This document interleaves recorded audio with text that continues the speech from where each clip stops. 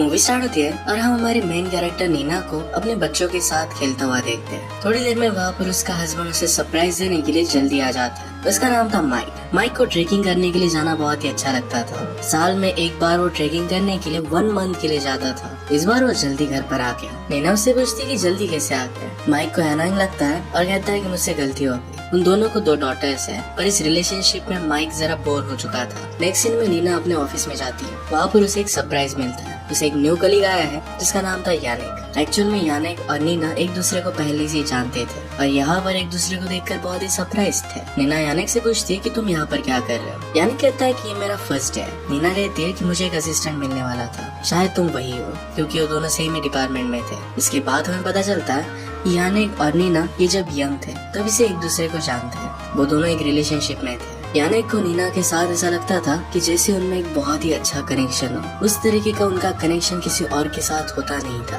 काम करते वक्त नीना की कलीग एग्ना यहाँ पर आती है। वो यानिक को देखती है और उसे बहुत पसंद आता है। वो डायरेक्टली उसे डेट के लिए पूछ रही थी, पूरी तरीके से उसे फ्लर्ट कर रही थी। पर नीना उसे कहती है कि अब हम काम कर रहे हैं, तुम्हें कन्वर्सेशन बाद में करना। नीना को उसकी मदर का कॉल आता है। आज रात उन्होंने पार्टी रखी थी क्योंकि उनकी आज एनिवर्सरी थी। उनकी शादी को 10 साल हो चुके थे। नीना इसके बारे में पूरी तरीके से भूल चुकी थी। पार्टी के लिए नीना को सब कुछ तैयारी करनी पड़ेगी और इसी वजह से वो माइक को कॉल करती है। माइक कहता है कि आज मैं बहुत ही बिजी हूँ। नीना कहती कि पहले मेरी बात तो सुन लो। वो कहती कि हमारी डॉटर्स को स्कूल से लाना है। माइक कहता है कि तुम्हारी मदर को बता दो। नीना कहती है कि अगर मैंने मदर को बताया तो मुझे बहुत ज्यादा डांटती है। इसके बाद माइक खुद ही नीना की मदर को कॉल कर देता है। माइक की एक बहुत ही इम्पोर्टेंट मीटिंग थी। उनकी कंपनी के लिए CEO को हायर कर रहा था। उसे कहता है कि जिस कंपनी में तुम काम कर रही हो इससे तुम्हें डबल सैलरी मिलेगी, तुम्हें हमारे साथ काम करना चाहिए। इस डील के ऊपर वो बहुत टाइम से काम कर रहा था। सब कुछ रेडी कर नीना स्कूल में जाती है। वहाँ पर उसे पता चलता है कि नीना की मदर ऑलरेडी डॉटर्स को लेकर वहाँ से चली गई।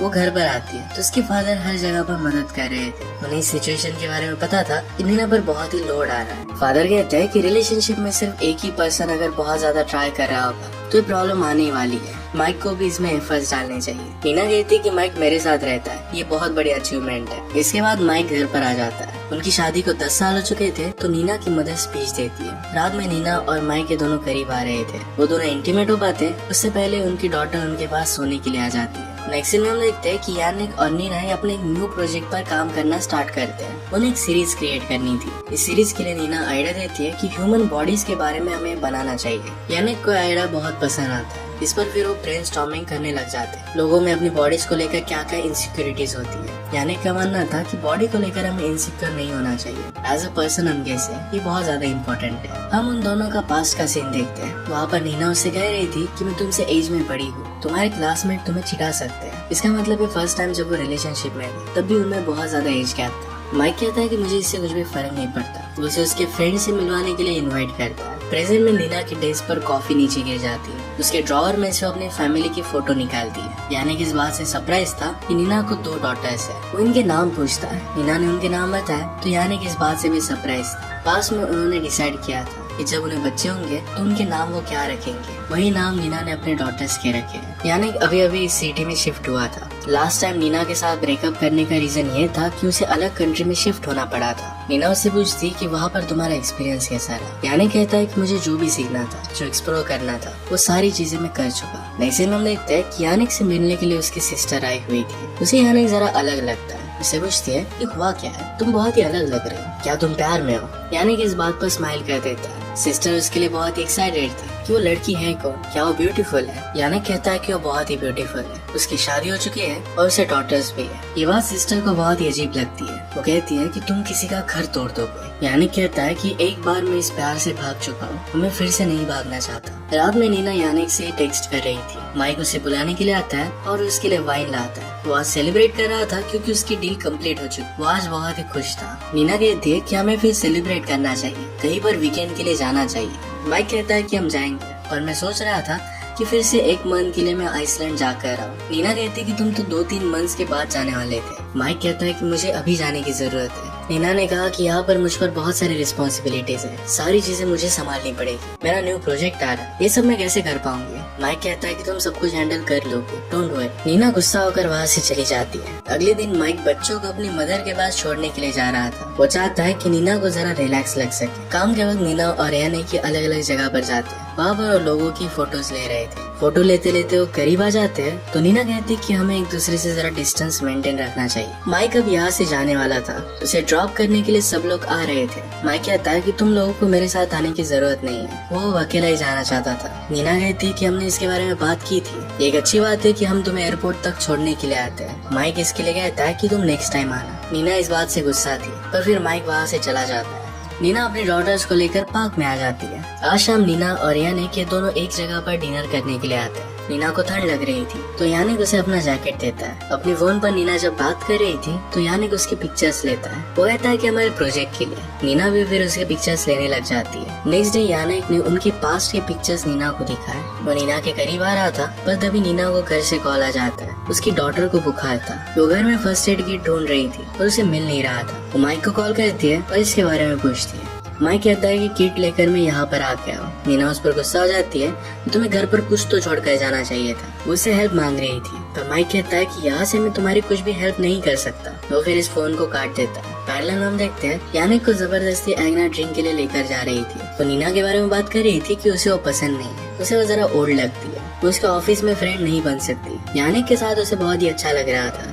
यानिक को फिर नीना को कॉल आ जाता है। उसे मेडिसिन और खाना लाने के लिए उसकी हेल्प चाहिए थी। यानिक फिर मेडिसिन लेकर तुरंत वहाँ पर आ जाता है। रात में वहाँ से चला गया पर एक नोट छोड़ कर गया जिसमें लिखा था कि अगर तुम्हें कभी भी जरूरत पड़े तो मुझे कॉल करना, मैं आ जाऊंगा। उसके लिए ब्यूटीफुल सा डिनर बनाकर हो गया था। नीना को देखकर बहुत ही अच्छा लगता है। पैरेलल में हम देखते हैं कि माइक अकेला था, उसे नीना की याद आ रही थी। अगले दिन यानिक फिर से कुछ चॉकलेट्स और कुछ मेडिसिन लेकर आता है। एक डॉटर को तो बहुत पसंद आता है पर जो बीमार थी उसे लगता है कि यानिक को यहाँ पर नहीं होना चाहिए। यानिक फिर चला गया। नीना को माइक का कॉल आता है। वो अपनी डॉटर से बात करता है। उसे पता चला कि यानिक यहाँ पर नीना की हेल्प करने के लिए आया है। वो यानिक के बारे में जानता नहीं था। वो इसके बारे में नीना से पूछता है। नीना कहती है कि यानिक मेरा एक कलीग है और उसे मैंने हेल्प के लिए बुला लिया था। माइक कहता है कि अगर तुम्हें हेल्प की जरूरत थी तो तुम्हें अपनी मदर को कॉल करना चाहिए था। इसके बाद हम देखते हैं कि नीना के घर पर उसकी मदर आ जाती है। माइक ने उन्हें कॉल कर दिया था। मदर अब माइक के आने तक यहीं पर रहने वाली थी। ऑफिस में जब नीना और यानिक लिफ्ट में थे तो दोनों एक दूसरे के करीब आ जाते हैं और किस कर लेते हैं। लिफ्ट में कोई आ जाता है और फिर नीना वहाँ से चली जाती है। नीना को माइक का कॉल आया। उससे पूछता है कि क्या सब कुछ ठीक है, क्या तुम मुझ पर गुस्सा हो। नीना कहती है कि क्या तुमने मुझे कोई ऐसा रीजन दिया है जिससे मैं तुमसे गुस्सा हो जाऊंगी। माइक फिर फोन रख देता है। घर पर नीना की मदर जब सब कुछ साफ सफाई कर रही थी तो उसे वाइन के बोतल का ढक्कन मिलता है। वो इस बात से अपसेट हो जाती है कि यहाँ पर बच्चे बिखरा होते हैं, तुम्हें ड्रिंक नहीं करना चाहिए। नीना को उसकी मदर बहुत ही अनाइंग लगती है। नेक्स्ट सीन में अपने रिसर्च के ऊपर बात करते हुए नीना और यानिक के दोनों एक दूसरे के करीब आ जाते हैं। यानिक उसे कहता है कि आज रात तुम मेरे साथ रुक रही हो। इसके बाद दोनों घर पर आ वहाँ पर दोनों इंटीमेट हो जाते हैं। नीना कहती है कि मेरी बॉडी अब बदल चुकी है, मैंने 2 बच्चों को बर्थ दिया है। यानिक कहता है कि मुझे इससे फर्क नहीं पड़ता। नेक्स्ट सीन में माइक अपने डॉटर्स के साथ बात कर रहा था। यहाँ पर भी नीना और माइक में ज्यादा कुछ बात नहीं होती। इसके बाद हम देखते हैं कि नीना और यानिक एक रिसोर्ट पर आते हैं। वहाँ पर वो मसाज वगैरह लेते हैं, एक दूसरे के साथ बहुत ही अच्छा सा टाइम स्पेंड करते हैं। नीना माइक की कार लेकर आई थी तो यानिक कहता है कि कार तो बहुत ही अच्छी है, तुम इसे ऑफिस क्यों नहीं लेकर आती। नीना कहती है कि माइक की है, मेरा खुद का ऐसा कुछ नहीं है, सिर्फ मैं और मेरी डॉटर्स है। इसके बाद दोनों एक लेक के पास आए। यानिक कहता है कि ऐसा लगता है कि हमेशा यहाँ पर तुम्हारे साथ ही रहूं। नीना को भी वैसा ही लग रहा था, वो पूरी दुनिया से दूर जाना चाहते थे। पर फिर नीना कहती है कि मेरी डॉटर्स क्या होगा, हमारी सिचुएशन बहुत ही हार्ड है। हमेशा क्वेश्चन उसकी फैमिली का ही आ जाता है। इन सब बातों की वजह से नीना बहुत ही डिस्टर्ब हो गई थी। और रात में घर पर रो रही थी। उसकी मदर आकर उससे पूछती है कि तुम यहाँ। उसकी मदर उससे पूछती है कि हुआ क्या। नीना कहती है कि मुझे प्यार हो गया है और उसके बिना मैं जी नहीं सकती। मदर कहती है कि इससे तो तुम सब कुछ बर्बाद कर दोगी, तुमने बहुत सारी चीजों के बारे में सोचा नहीं है, तुम्हारी डॉटर्स इसके बारे में क्या सोचेंगी। माइक की और तुम्हारी जिंदगी बर्बाद हो सकती है, इससे बहुत ज्यादा इफेक्ट पड़ेगा। जिससे तुम प्यार करती हो कभी न कभी उसे भी अपने खुद के बच्चे चाहिए होंगे। एक आदमी अपने बच्चों के बिना नहीं जी सकता, इसके बारे में भी तुम्हें सोचना चाहिए। हमारी लाइफ में सबसे इम्पोर्टेंट चीज सिर्फ एक ही होती है और वो है फैमिली। तुम्हें अपनी फैमिली के बारे में सोचना चाहिए। नीना बहुत ही कंफ्यूज थी, उसे पता नहीं था कि वो क्या करे। उसकी मदर से कहती है कि तुम जो भी करो मैं हमेशा तुम्हारे लिए यहाँ पर हूँ। अगले दिन ऑफिस में यानिक नीना को मसाज दे रहा था। ये जब आईना देखती है तो इस बात से बहुत ही गुस्सा हो जाती है। कहती है कि तुम दोनों के बीच में चल क्या रहा है, तुम उसे हरास कर रही हो। उसको पूरी तरीके से इग्नोर कर देते हैं। यानिक कहता है कि यहाँ पर आने से पहले मैंने एक इंटरव्यू दी थी, उसे एक बहुत ही बड़ा जॉब मिल रहा है। वो कहता है कि तुम भी मेरे साथ चल सकती हो। नीना कहती है कि तुम्हें वो जॉब एक्सेप्ट कर लेना चाहिए और चले जाना चाहिए। मैं अपनी फैमिली को छोड़ नहीं सकती, हम सब के लिए बहुत अच्छा रहेगा। माइक जहाँ पर ट्रेकिंग करने के लिए आया था वहाँ पर वो एक आदमी से मिलता है। वो बात करने लगते हैं तो बातों बातों में वो कहता है कि मैं हमेशा मेरी गर्लफ्रेंड के साथ यहाँ पर आना चाहता था, पर कभी भी वो पॉसिबल नहीं हो पाया। वो हमेशा मेरा साथ दे रही थी, पर फिर भी मैंने उसे फॉर ग्रांटेड लिया। मैंने कभी भी उसे उतनी ज्यादा रिस्पेक्ट दी नहीं। इवेंचुअली मैंने उसके साथ ब्रेकअप कर लिया। 1 साल बाद मुझे पता चला कि जब मैंने उसके साथ ब्रेकअप किया था, उससे पहले उसे कैंसर था। मुझे उसका साथ देना चाहिए था, और वो अपनी गर्लफ्रेंड को बहुत मिस करता है। किस तरीके से हम लोगों को उतना ज्यादा इम्पोर्टेंस नहीं देते, ये रियलाइज कर माइक को बहुत बुरा लगता है। उसे भी लगता है कि उसे नीना के पास वापस जाना चाहिए। अगले सीन में हम देखते हैं कि नीना अपने फादर के साथ बात कर रही थी। नीना ने अपनी मदर को जो बताया था फादर को भी पता था। फादर कहते हैं कि तुम जिस सिचुएशन से गुजर रही हो उस सिचुएशन से मैं भी गुजरा था। मैंने एंड में फैमिली चूज की थी। फादर ने डिसीजन नीना के लिए लिया था। अगर वो फैमिली तोड़ देते तो नीना पर इफेक्ट पड़ सकता था। फादर कहते हैं कि अब मैं उस डिसीजन को रिग्रेट करता हूँ। उन्हें लगता है कि अगर पेरेंट्स खुश ना रहे तो बच्चे भी खुश नहीं रह सकते। फादर उन दिनों पर इमोशनली अपसेंट थे, और ये बात नीना ने रियलाइज की थी। बचपन में भी वो बात जान सकती थी। फादर उसे सलाह देते हैं कि तुम्हें जो ठीक लगे तुम्हें वही करना चाहिए, बाकी चीजों के बारे में ज्यादा सोचना नहीं चाहिए। यानिक को दूर कर नीना फिर से उसके पास वापस आ जाती है। उसे कहता है कि प्लीज मुझसे दूर रहो, तुमसे दूर जाना ऑलरेडी हार्ड है, प्लीज इसे और भी हार्ड मत बना। नीना सुनती नहीं, उसके साथ इंटीमेट हो जाती है। आने से पहले नीना माइक से कॉल पर बात कर रही थी। उसका कॉल ऑन ही रह जाता है। माइक नीना की आने के साथ आवाज सुन लेता है। इस बात से उसे बहुत बुरा लगा। वो तुरंत वहाँ से निकलना चाहता था। रात में उसने नीना को कॉल किया और इस बात के लिए वो उसे कन्फ्रंट करता है। नीना को इससे बहुत बुरा लगा। वो रोते हुए यानिक के पास आई। वो कहती है कि माइक को सब कुछ पता चल चुका है। यानिक उसे सपोर्ट देता है। अगले दिन जब माइक वहाँ से निकल रहा था तो देखता है कि एक खाई में एक आदमी बेहोश होकर पड़ा हुआ है। ट्रेकिंग करते वक्त उसका एक्सीडेंट हुआ था। माइक जल्दी से रेस्क्यू टीम को वहाँ पर बुला लेता है। उस आदमी को बचाने के लिए वो नीचे आके नीना फिर माइक को पिकअप करने के लिए एयरपोर्ट पर आ जाती है। वहाँ की रेस्क्यू टीम उसे लेने के लिए आई। वो ये थी कि माइक ने एक आदमी को बेहोश देखा था, उसे हेल्प करने के लिए हो गया है। मैं आपको वहीं पर लेकर जाती हूँ।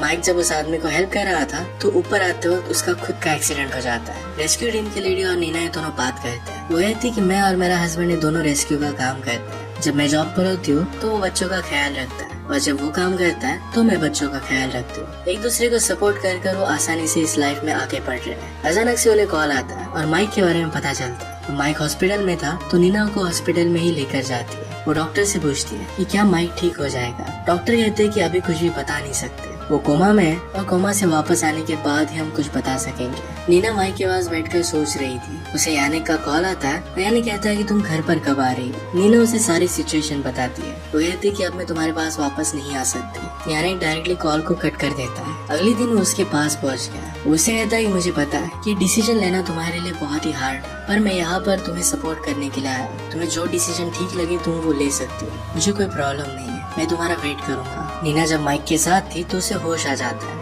माइक उसे कहता है कि मैं अभी भी तुमसे बहुत प्यार करता हूँ, हमें इस रिलेशनशिप को और एक चांस देना चाहिए। नीना ने माइक का हाथ पकड़ा हुआ था, पर माइक को कुछ भी फील नहीं हो रहा था। एक हाथ से शायद वो पैरालाइज्ड हो गया था। नीना उसे कहती है कि सब कुछ ठीक हो जाएगा। उसने उसी के साथ रहने का डिसाइड कर लिया था। इसी के साथ मूवी एंड हो जाती है। अगर आपको एक्सपीरियंस अच्छा लगता है तो प्लीज लाइक और कमेंट जरूर कर दीजिएगा। बहुत सारी मूवीज लेकर आता रहता हूँ, तो प्लीज चैनल को सब्सक्राइब कर दीजिए और बेल नोटिफिकेशन आइकन दबाना मत भूलिएगा। फिर से मिलेंगे और नए मूवी के साथ। तब तक के लिए थैंक यू और आप अपने आप का ख्याल रखिए।